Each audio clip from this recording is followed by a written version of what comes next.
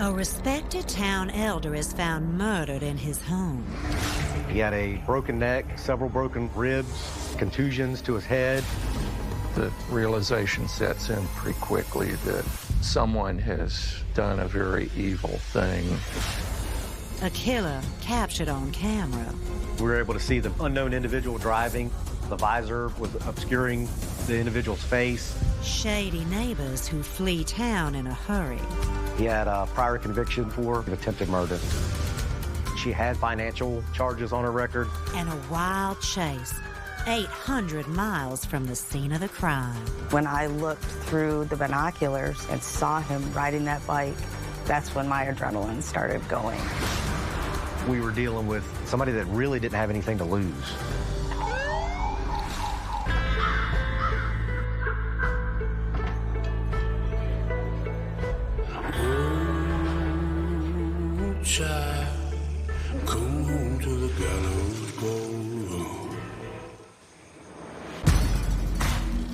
On the sultry shores of the Gulf Coast of Mississippi, life is savored like a sweet daiquiri. It's a peaceful haven where evil has no home. Bay St. Louis is an absolutely wonderful town, a little gem within the Gulf Coast community. But yet it's here that 83-year-old Maurice Carley, a faithful church-going businessman with deep local roots, is about to meet his maker.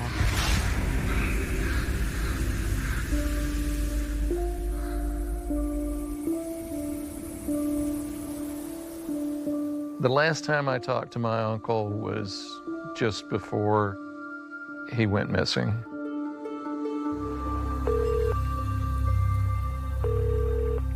My uncle and I talked about once a week. I tried calling him and was unable to get him. I'd left a voicemail. He would always call me back within a day or two, and never got a response.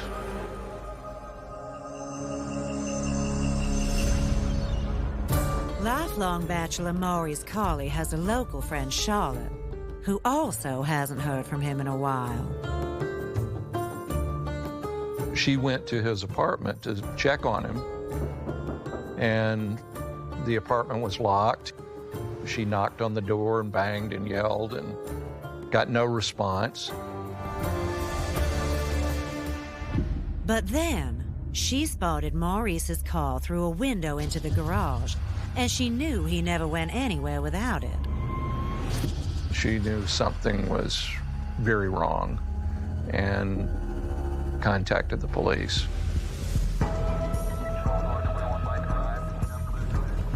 We got a call to go and do a welfare concern on North 2nd Street.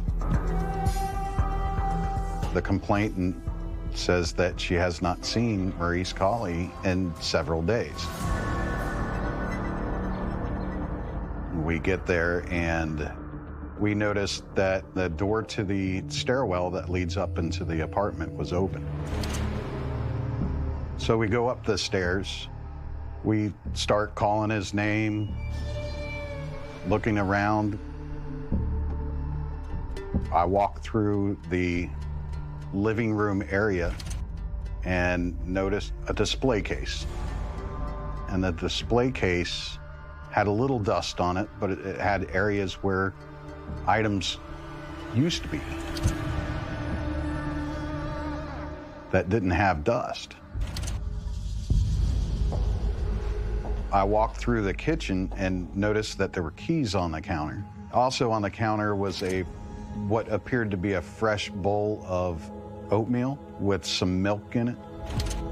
Charlotte tells Officer Armentrout that this is strange. Like any good Southerner, Maurice was partial to grits. Seemed kind of odd because somebody would have been there or would have been there recently because it hadn't started to curdle or anything. Detective Gary Hudgens arrives to aid in the search. I then went down to the garage, and I noticed that there was blood, or what appeared to be blood, all over the inside of the garage door. While Charlotte watches detectives search the garage, she calls Maurice's nephew Wally to update him on what's happening. While we were on the phone, one of the policemen said to her, let's open the trunk of that car.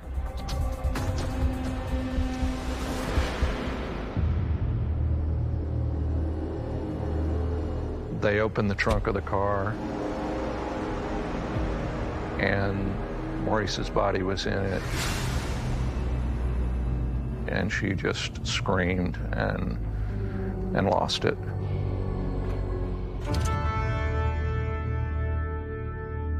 Maurice Colley was found in the trunk, and he was bound and gagged.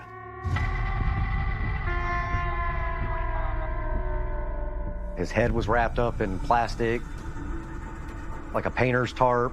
There were several abrasions on his elbows. His hands were bound. His face was covered. You could tell by the state of his body that there had been some sort of struggle, that he had been in there for a couple days, and that he did not voluntarily get into that vehicle.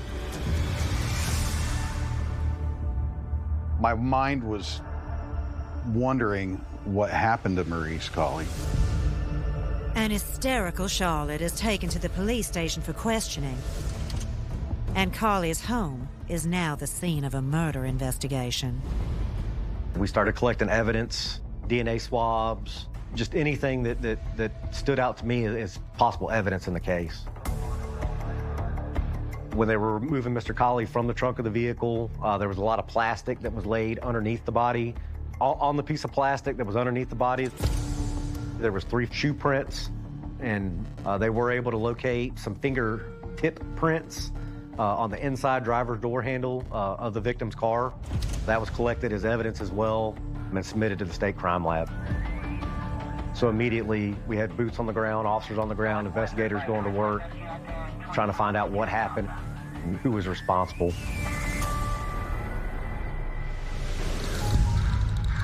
As news of Maurice's death spreads through tight-knit Bay St. Louis, his friends and family struggle to understand this horrific crime. Not many people are confronted with the sin of murder around these parts. I was shocked and very upset. Realization sets in pretty quickly that someone has done a very evil thing, and my uncle was the target. The initial crime scene, seeing the way Mr. Colley was bound and placed in the trunk and the injuries he had, we don't typically have crime like that in Bay St. Louis.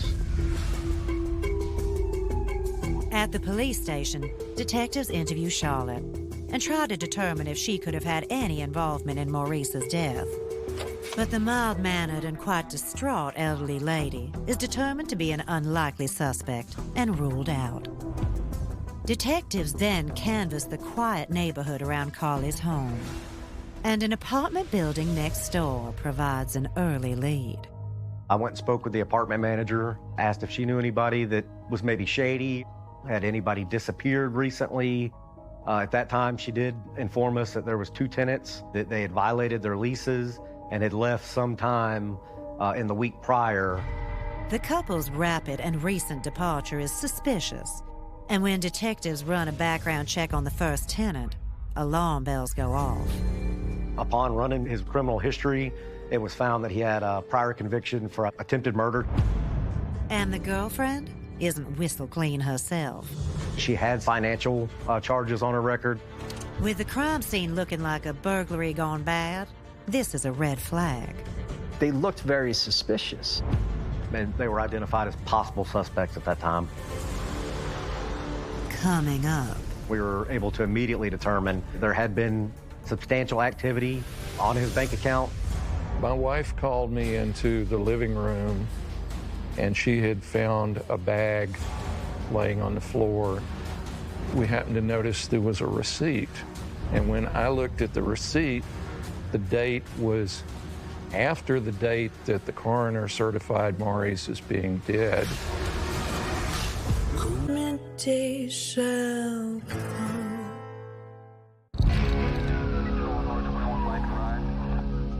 Bay St. Louis, Mississippi police investigating the murder of Maurice Carley have set their sights on a neighboring couple who disappeared around the time Carley was killed. The pair has a checkered past, including a conviction for attempted murder and financial fraud charges, which leads detectives to investigate deeper.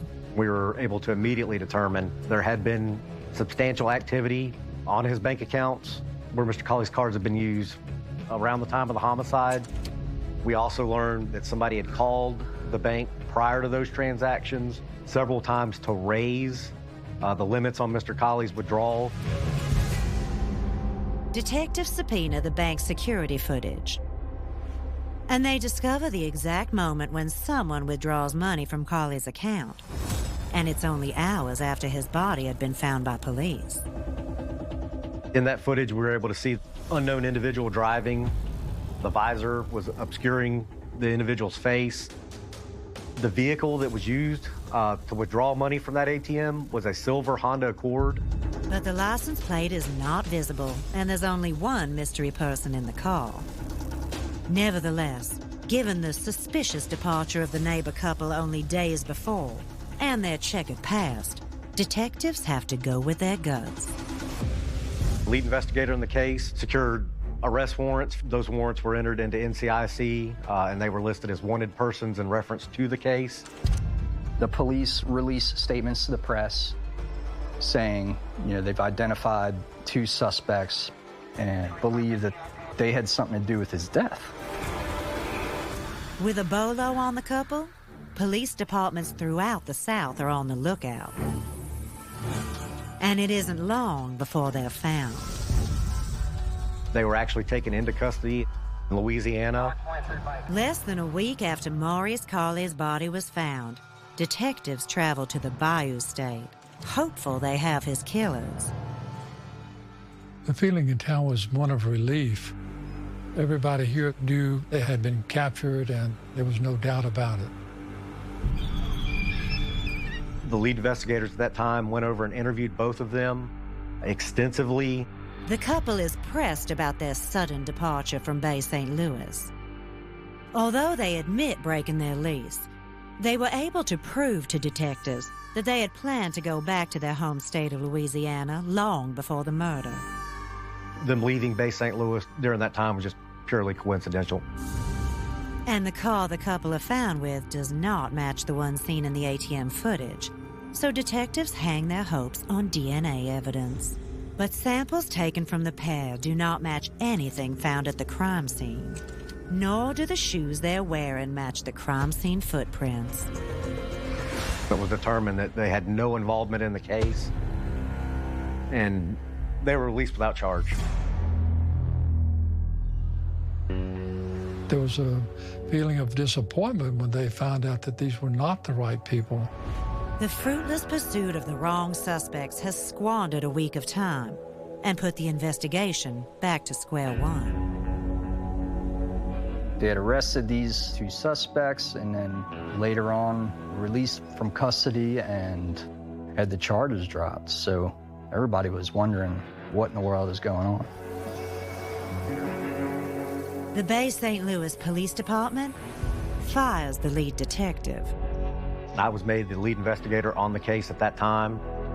Gary Hudgens' promotion comes 2 weeks after the murder, and just as Maurice Carley's autopsy report comes in, revealing the wicked nature of the crime. He had a broken neck, several broken ribs, contusions to his head, also with a primary cause of death of asphyxiation. Based on the state of the body, they determined that he'd probably died within the previous 48 hours prior to being discovered. I saw that Maurice died in a very difficult way. He definitely suffered before dying. It was shocking to read what was in that report.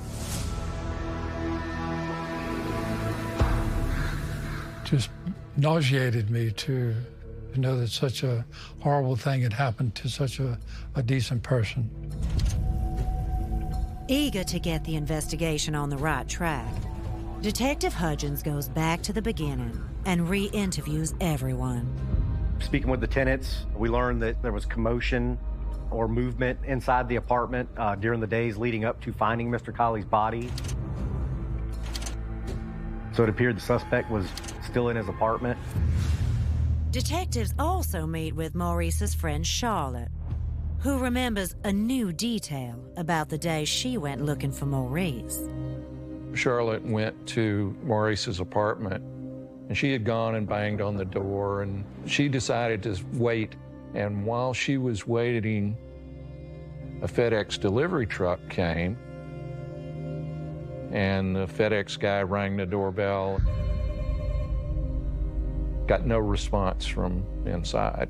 Does not leave the package and leaves. I'd executed a search warrant on FedEx to find out what was in that package. We discovered that it was a rare coin. I contacted the dealer in North Carolina, and they advised that an individual had called several times to place that order and then to check up the status of that order. And I asked him, why would somebody, go after a coin? And he said, it's liquid assets. You can stick it in your pocket and you can walk away with $15,000. Given that the coroner had certified Colley as dead at least 2 days before Charlotte stopped by his apartment, and that the package was an overnight delivery, leads Detective Hudgens to the conclusion that it was the killer who ordered the coins. The fact that the oatmeal was sitting on the kitchen counter in a state to be eaten but had not been eaten made me believe that the suspect got interrupted at the time that Miss Charlotte was there and the FedEx package was to be delivered. And then he immediately fled the residence to prevent getting caught. But Detective Hudgens' theory brings him no closer to identifying the killer. And the frustration builds as weeks go by and every lead turns into a dead end. The case had kind of gone cold. We had pretty much investigated every lead we had. We really didn't have a whole lot at that time on who our suspect was.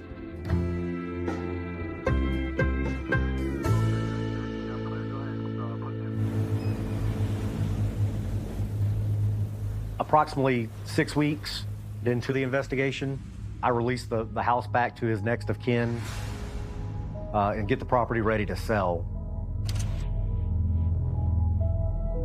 The apartment was messy, but that was normal. My wife and I began the cleanup process, and we gradually went through the place room by room, carefully looking at things as we cleaned. I noticed several things were just not quite right. There was things like a coin collection was missing. Colley was an avid collector of religious and historic heirlooms, a passion he shared with his beloved nephew, Wally Colley. The Ten Commandment plates and the Civil War commemorative plates were gone. Crystal goblets and other crystal items were missing. All of my grandmother's silverware was gone. And then, Maurice's kin notices something amidst the clutter of the collector's apartment. My wife called me into the living room, and she had found a bag laying on the floor. And it was a Kmart bag. And inside the Kmart bag, they were first aid type items, gauze pads and tape and stuff like that. And it was in a part of the house where you wouldn't expect something like that to be. In the bag, we happened to notice there was a receipt. And when I looked at the receipt, the date was after the date that the coroner certified Maurice as being dead. They immediately contacted me. I immediately responded to the residents. Whoever placed that bag there was most likely our suspect. That was the boom.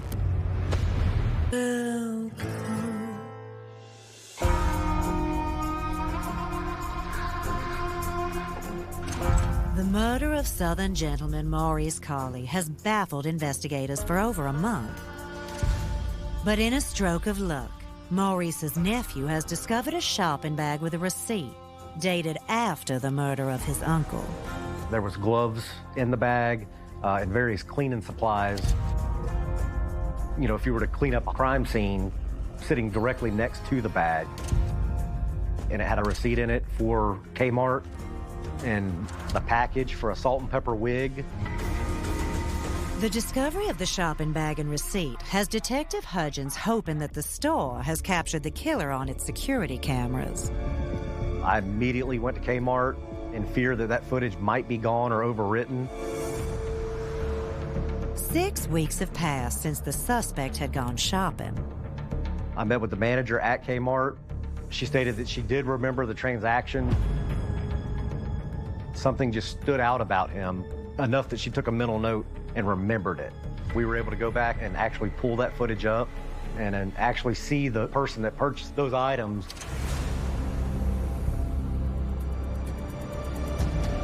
When he's at the register, he's moving around a lot. He's acting very, very nervous. We had a white male, physically fit, wearing construction-type clothes.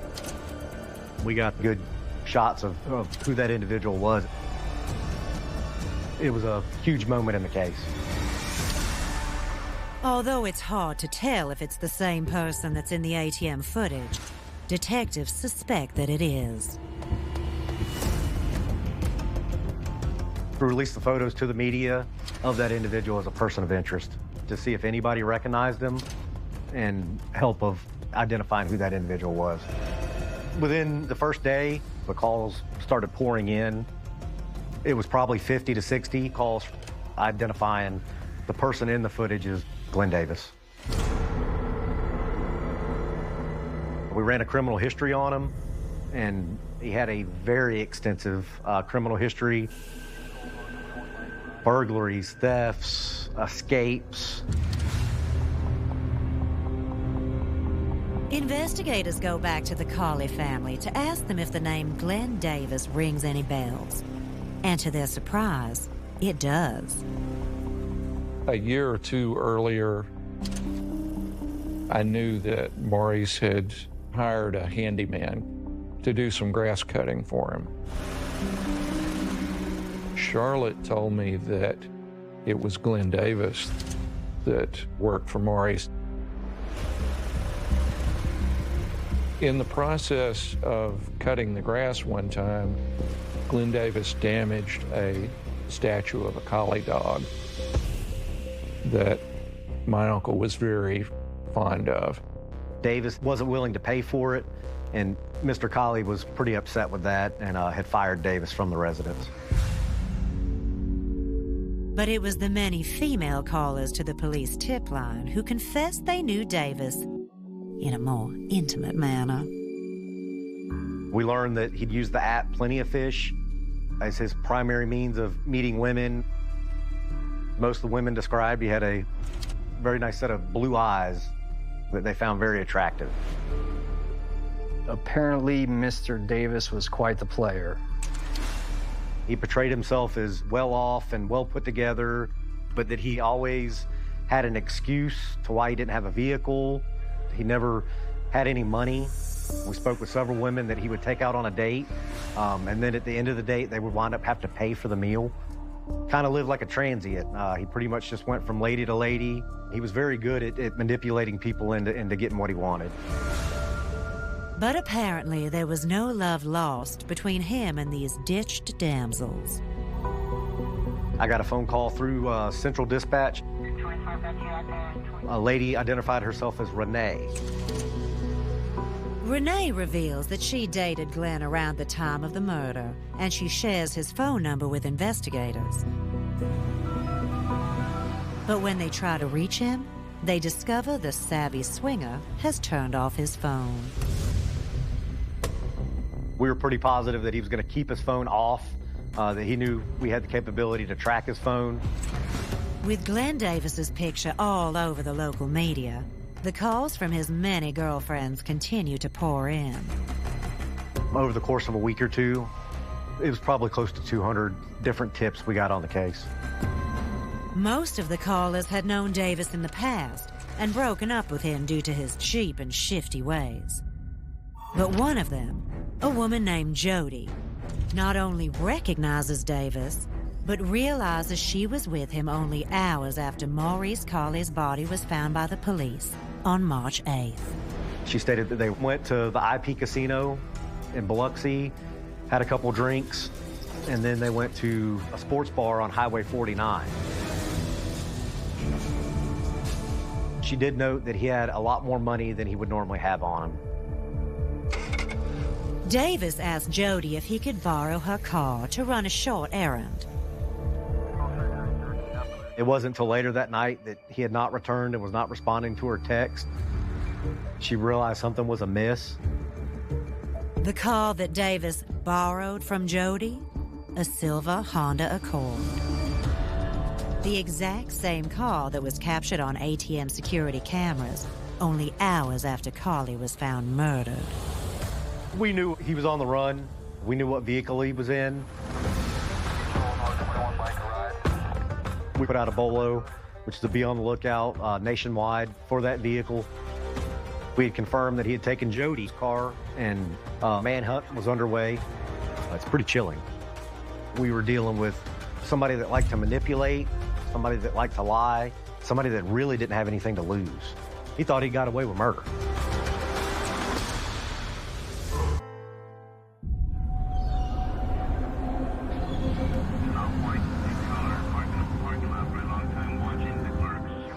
The love him and leave him Lothario Glenn Davis is the prime suspect in the brutal murder of Mississippi Coast developer Maurice Carley 2 months prior.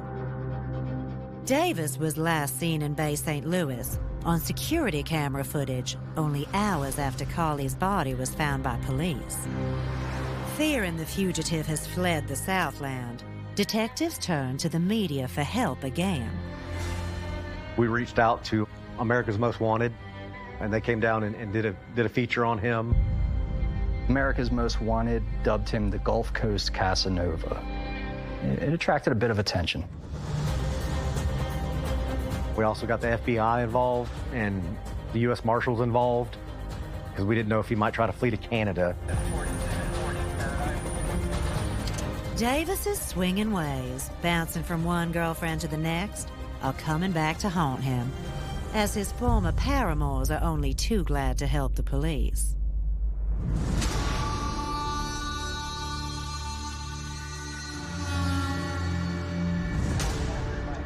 We knew what vehicle he was in. We had his cell phone numbers that were provided to us by Renee. I'd already executed search warrants for location on those cell phones. We determined that those cell phones were shut off, but he did, however, activate them in and around Birmingham, Alabama, to take a picture of a map that led straight up to Michigan. Around Grand Rapids, Michigan, Walker, Michigan. That's where he was born and raised. The picture was taken in early May, almost 2 months after Maurice Carley's death. It looks like he's heading home.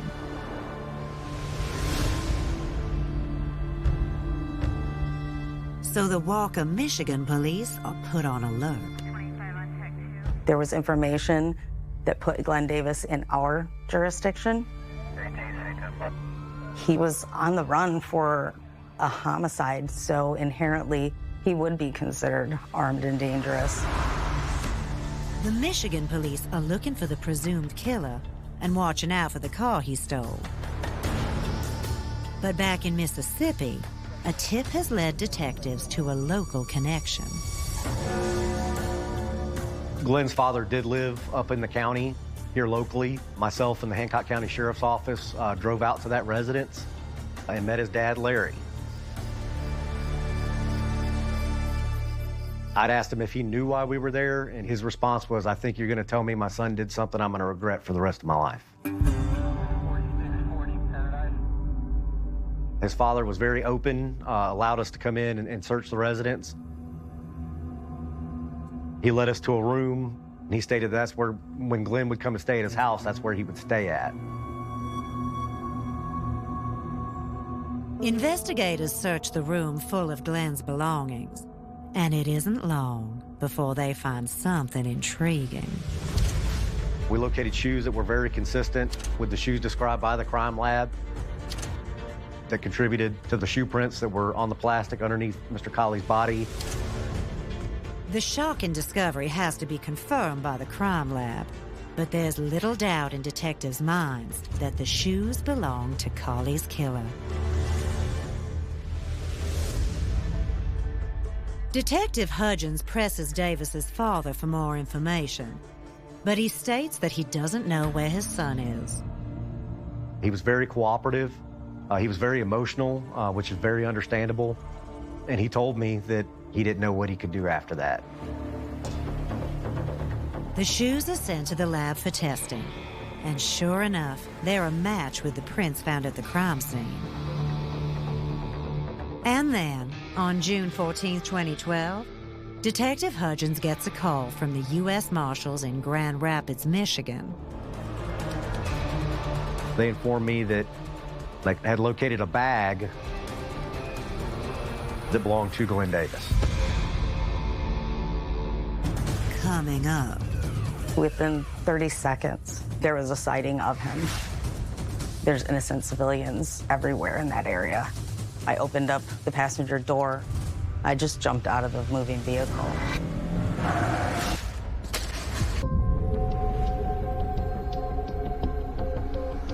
On June 12, 2012, Michigan police receive a call about a suspicious bag found in a homeowner's backyard. Located inside that bag were 3 SD cards that appeared to be from cell phones. Once they opened up the SD cards, one of the very first things they saw was a text message in there that said, "I'm on the run from the U.S. Marshals in Mississippi." Lots of pictures of items that were taken from the victim's house, pictures of the victim, and we were able to determine via the phone numbers and the content on the cards that they belonged to Glenn Davis. Also located inside that bag was a police badge and 2 handguns. We realized that Davis might be a lot more desperate and dangerous than we first thought. The discovery of the bag has investigators laser-focused on the Grand Rapids area. But Davis is in deep hiding, and there are no signs of him.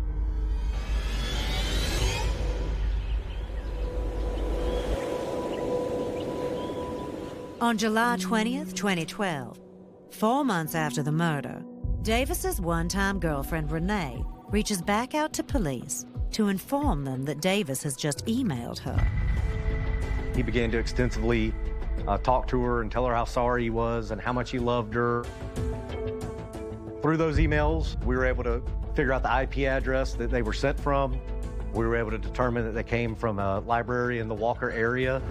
Local Michigan police coordinate with Renee to try to catch Glenn at the library, where he's actively emailing her.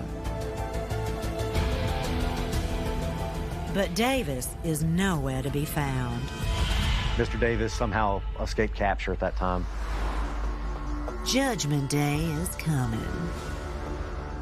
While investigators continue to follow up on every lead, less than a week later, an anonymous tip leads them to an abandoned car, the very same one from the ATM footage. It's parked behind a Grand Rapids apartment complex, and a search reveals a trove of evidence. We located the 10 Commandment plates, still in a box, with Mr. Colley's handwriting on it, and a couple other items that were identified as belonging to the victim. A forensics team combs through the car for clues to Davis's location, but nothing is found. And then, on August 5th, 2012, only days after the car is found, a crucial phone call comes into the Crime Stoppers hotline. We received a tip, a female in the Grand Rapids area that had contact with Davis. She was put in contact with the U.S. Marshals, and she set up a time to meet Davis. Davis had set up a rendezvous with her at a fast food restaurant and told her he would be arriving on his bike.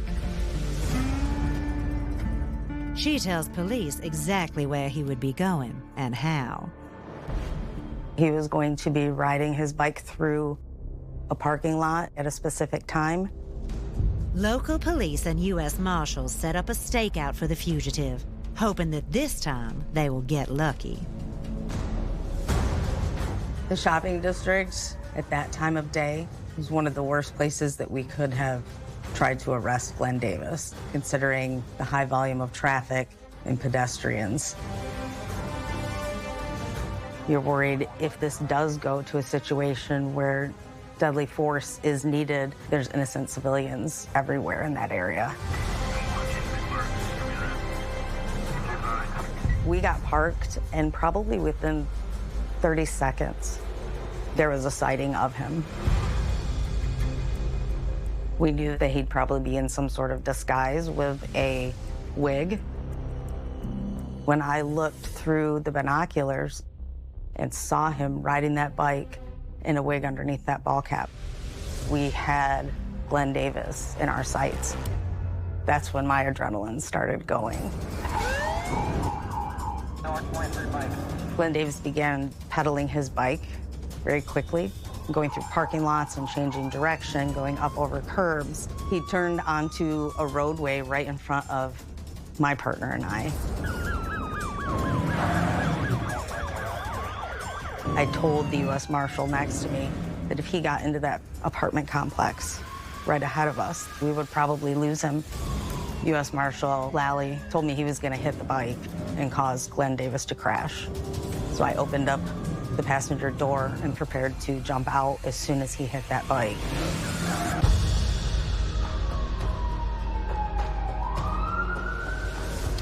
Glenn Davis has left a trail of sin as wide as the Mississippi River. He's been on the run for 5 months, and now the net is closing in. I remember the moment he hit that bike, and Glenn Davis had gone over the handlebars, and I jumped on top of his back and secured him in handcuffs. We were able to take a dangerous criminal off the streets that day, and it was my pink handcuffs that he felt when he was arrested. Prior to Davis going on the run, all the photographs we had of him, he was a very fit, well put together individual. At the time he was caught, he had lost approximately 45 pounds and essentially looked like a homeless person that had been living off of canned beans and hot dogs. You could tell that he was living a very, very hard life. Glenn Davis is brought back to the Mississippi coast, where he wrought so much evil, and he faces the man who tracked him down.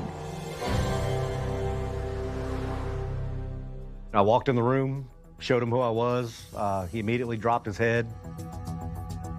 I had a folder with me with a picture of the victim, and I just opened it up and sat it in front of him and informed him, "You did that."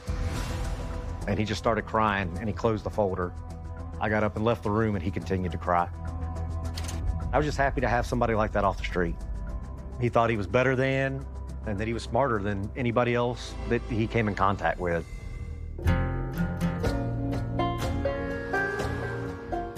When I got word that he had been apprehended in Michigan, big relief, big relief.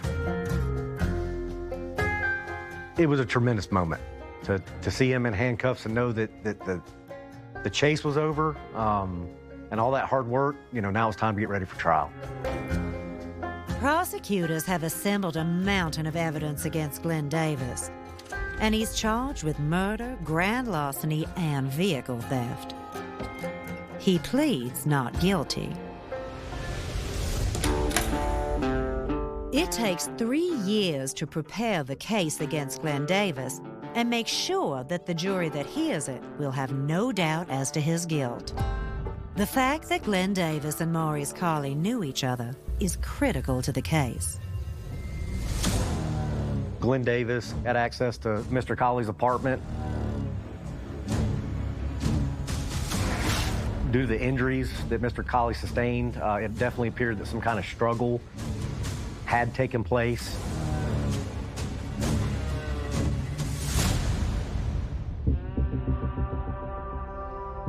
We did have fingertip prints located on the inside of the driver's door handle of the victim's car. We were able to confirm that those did belong to Glenn Davis. The gauze and the tape that were used to bind Mr. Colley, the DNA evidence on that returned as a mixture of Mr. Colley and Mr. Davis. The evidence spoke for itself, and there was never any evidence in this case that led to anybody else other than Glenn Davis. While the perpetrator's clear, the motive for the murder is never determined. But it doesn't matter to the jury. The jury was out for approximately 2 hours. The jury came back, and he was found guilty of first-degree murder, life in prison without the possibility of parole. It was a huge sigh of relief. It felt great. I love it when all pieces of the puzzle come together and a jury of their peers finds them guilty. Maurice Colley was a nice gentleman who opened his home to Glenn Davis and provided a job for him, and it got him killed. Maurice Colley's life was stolen by the sin of greed. The punishment for the sinner is that he must spend the remainder of his earthly life behind bars, contemplating his evil ways. There's no cure for stupid and no cure for meanness, and that's what this guy was. He was just pure mean and pure stupid, and he got what he deserved. This murder hurt quite a few people. This gives Glenn Davis a very long time to think about what he did. Now, maybe he'll never admit to himself even that he did something very terrible, but he's got a long time to think about it.